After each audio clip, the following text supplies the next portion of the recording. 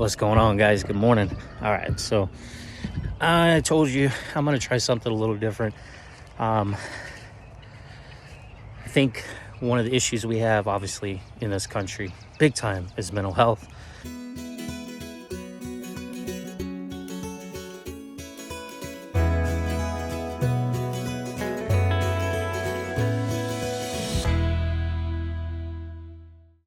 We're all struggling with something. We're going through something in our lives. Sometimes it's many somethings, but we ultimately have some kind of heart issues, usually developed through our childhood. That's when it starts here. This is my morning routine I'm taking you guys on. Some of you are aware of it. I gotta let all these chickens out, so they're gonna be loud and obnoxious. I gotta look at all them chickens, and we struggle. And so I've shared with you in the past, and that's what I'm gonna try to do as I go on this adventure of just talking about things. I think if we can get things out, I'm gonna share the things that I have. Maybe some of you will reach out, you'll be willing, maybe here in the future I could do some calls with each other. We could just talk, kind of like the old school radio calls, people call into the radio show and talk to people. Just give us a chance to let it go about things that are going on, and somewhat anonymous, right? Your face isn't seen. You're not out there in front of people. Here's the pig. There's the goat. Got to get them fed. There's the other two goats. And this is what makes it hard, because they come in here and they knock the feeder way over there, so I can't get to it. Now I got to go all the way through the gates. Such a pain in the butt. Oh, here's my rabbit. He always comes in looking for me in the morning. We just let him run loose. And of course, these 4 or 5 chickens and that rooster we ended up with that I didn't want, but apparently one of the babies we had turned into a rooster. And Charlotte. So I'm gonna go fix this. Tell you what, though, having all these little animals, man, it's good because they look forward to you, but then like that goat, they get a little frustrating. But it's good for the PTSD. It's good for mental health, believe it or not. If you haven't hugged a goat, you should probably go hug a goat. Got one baby bunny left in here, unfortunately. I got rid of the other ones, traded them out for those little pet rats for the daughter at the pet shop, the other 4 babies. But there's one, she had a couple, they all didn't survive. It just ran down. They got a burrow. They actually created a burrow.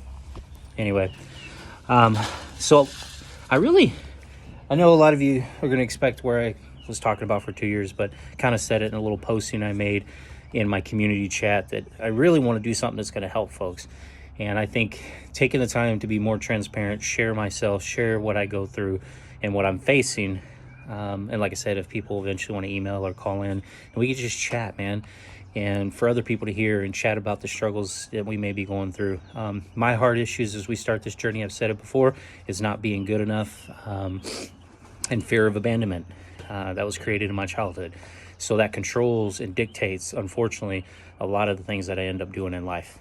And so I am going to do the best I can to share with you.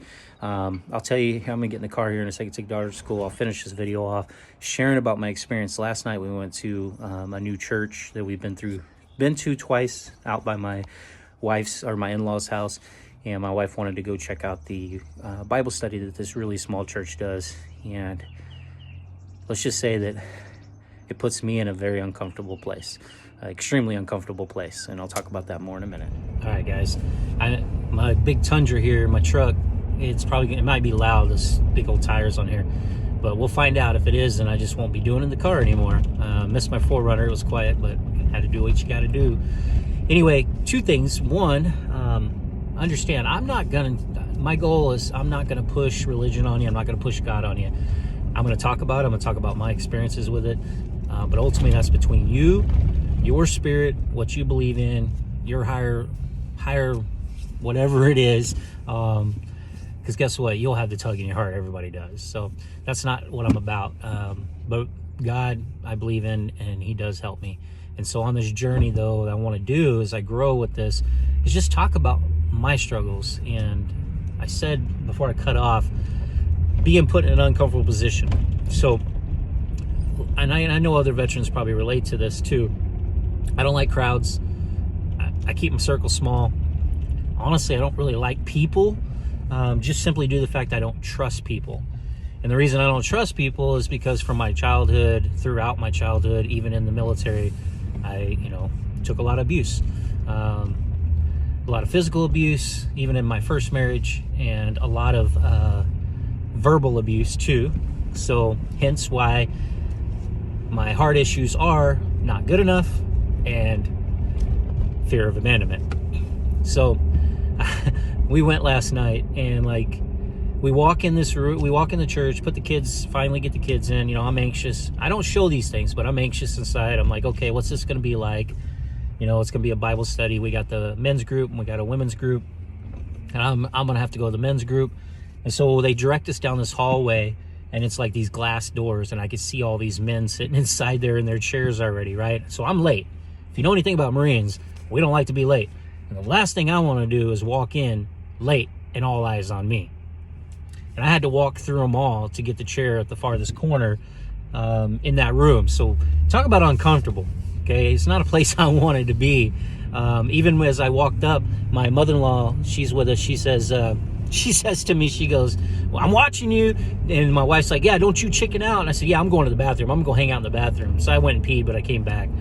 And they're like, you got this, you can do it, I want to go in a room with a bunch of strange dudes. I just don't want to be around a bunch of people like that. I'm good one-on-one, 2 or 3 of us, right? I got a 3-foot bubble. It's part of my PTSD. If anybody gets within 3 feet of me, what runs through my brain is how to kill. Come on, right? I got in defense mode. So I have to go in this room. And I go in there and sit down, and there's about 18. I think I counted 19, including me, just shy of 20, I think. Might have been a guy in that corner. But anyway, I sit down in this spot. I'm stuck kind of over here. And, they welcomed me in. They were in the middle of reading a verse, and they were already talking. So they already started. We're 10 minutes late. Because trying to get the kids signed in, ended up making us late. My wife made me stay there with her. She didn't want to be by herself on that situation. So I'm sitting there, of course, the older gentleman that's up there reads a verse, and then they start talking. And I'm just sitting there, man, and I'm just trying to listen, take it in. I got the back pain, so I'm sitting in those chairs. So I got that effect of I'm surrounded. There's dudes all around me, right? People. You talk about uncomfortable, guys. I'm like completely out of my element. All right, it's not what I want to do, but I just kind of, okay, Lord, I'm gonna keep my ears open, listen to these guys. And they kept talking and talking and talking, and I'm trying not to judge, either, because I'm human. I'm looking for reasons why I don't fit in, and I realize that. In the moment, I start to realize I'm looking for reasons to bail. I'm looking for reasons to get out. I'm looking for reasons to quit. I'm just looking for, hey, that was a nice Jeep. Jesus paid all. But anyway, I didn't want to be there. And inside, that human part of me. And there was another Marine in there. And I knew from a couple weeks ago at this church we attended for 2 weeks in a row. I saw him just like a Marine, shirt tucked in, his shorts and his sandals and his Marine shirt, shaved, haired, like total Marine, but he's been out for quite a while. He just carried it with him. I got to talk to him more. He's probably an officer, would be my guess. But anyway, he talked about how he'd been helping people in his community and how they always wanted to pay him, and he just didn't understand that. And you just want to do good for people. And so I was feeling this inside me. So the one time I did get to speak, I just said, hey man, you're a Marine, right? And he's like, yeah. I said, look, something I struggle with my whole life. I'm a giver, not a taker. I always want to give. That's something they taught us in the Marine Corps. We always want to help. We always want to fight for other people. We want to give to other people, but we don't know how to ask for help. Like you guys know, everybody volunteered to create a GoFundMe for me for the lawyer stuff or whatever for the deposition I'm doing on Monday, right? On the Robin Hood thing. But I can't. It's like so hard for me to accept help. And one of those struggles too is, I've always bought lunches when I'm out with people. I, give away things.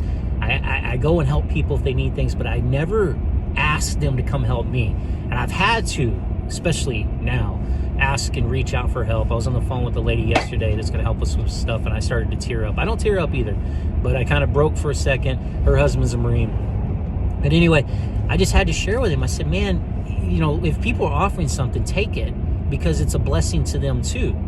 And when you and I consistently turn people down, we're robbing them of their blessing. If they want to hand us a $20 bill, they want to hand us a $5 bill, or whatever they want to hand us because they felt like we did something good for them, there's nothing wrong with us taking it and returning it back to them. God, I'd love to get an RV like that, take my family and my kids around.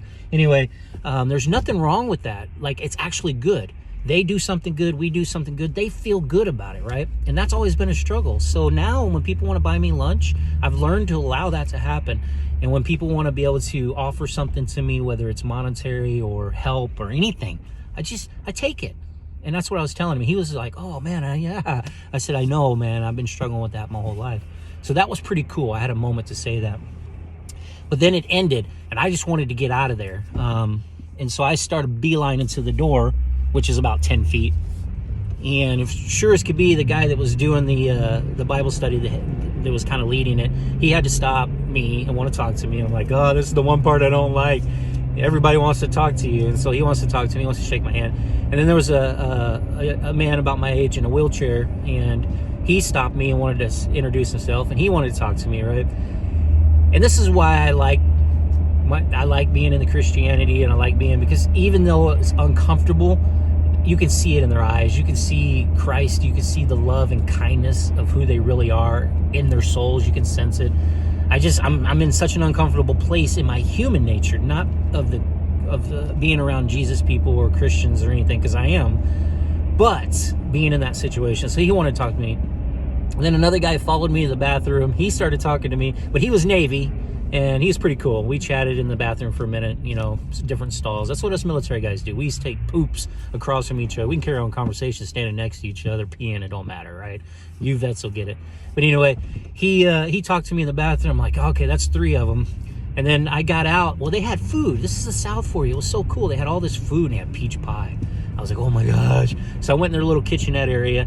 There wasn't many guys in there, but I ended up where I set my coffee cup. There was another guy there, and I saw the look in his face. He smiled, and I said, oh, this guy's going to want to talk to me. And so I just said, all right, just do it, Mike. You got to fight through this. So I grabbed the pie, went over there and stood kind of at that table where I put my coffee cup, or tea, I had tea, and with him. And, of course, he introduced himself and wanted to start chatting. And so I was kind of in that awkward moment. And so we just chatted a little bit, and I just opened up. I said, you know what, the best part of my life, just tell this dude what's going on. I'm going to be transparent. So I just started telling him how uncomfortable I was. It's not a place I want to be, why we're here, what's going on. I'm struggling. I just laid it out. And he's like, I got to be honest, man, I don't see that coming out of you. I said, yeah, I put on a good front. They trained us very well. I said, right now I am super awkward, but I do feel safe in this environment. That's one of the things I love about the South. I love about these people. I feel more safe. In the West Coast in California, where I used to live, I felt unsafe. I'm gonna be honest. Every time I come to a red light, anytime I'd get around people in the malls and stores that get within 3 feet of me, I felt very unsafe. So I did feel a lot more safe, even though there was a guy right behind me. And this guy kept getting in my bubble. I mean, he's like smiling and happy, and he's all up in my bubble, right? And I'm just like, it's cool. You can feel the love. You can feel the genuine interest in me. And my kids ended up coming up, and I was like happy they were having a good time. And then another guy came up. He wanted to start talking to me. And then his wife came up, and then all of a sudden it got real crowded. And that's when I was like, oh, I'm done. Because now all of a sudden all the women let out of their groups. The rest of the men came over to this kitchenette area. And it creeped up the back of my neck. You get that feeling and that intensity. And I'm just like, oh, I don't want to, I can't do this. And so it finally was time to go. But I'm sharing that with you because that's what I face. That's what I go through. And I made a conscious choice. Even my wife said I didn't have to go. But I was like, if I can get off work early enough, I'm going to go. I want to attend this. I need to be around people. That's one of the things. I haven't been around people. I've been on YouTube talking about, obviously the stock, fighting in this constant fight mode, constantly frustrated, constantly angry, constantly disappointed, all the bad emotions that I've allowed to make me an evil person, bring out the evilness in me, where I was angry, pissed off, calling people's names, fighting back the trolls. And I know me doing this, I'm going to get even more persecuted. Let's face it, I'm going to have idiots in my comments as well. They're going to attack me. I'm sure, and I hate to say it, ugly face, but I'm sure a couple other tubers are going to talk crap in their videos, but whatever. More eyes on me if they do. But I just wanted to share that and what I dealt with. And that's kind of what I'm hoping I'm going to be able to do, is just share that with you guys. Share those struggles. those pains that we face every day of our lives. You know, one of the parts of my PTSD, my wife, she talked about it, but I have the, what do you call it, chronic suicide syndrome or something, I don't know. You know, that always goes through our head. A lot of us have had to do.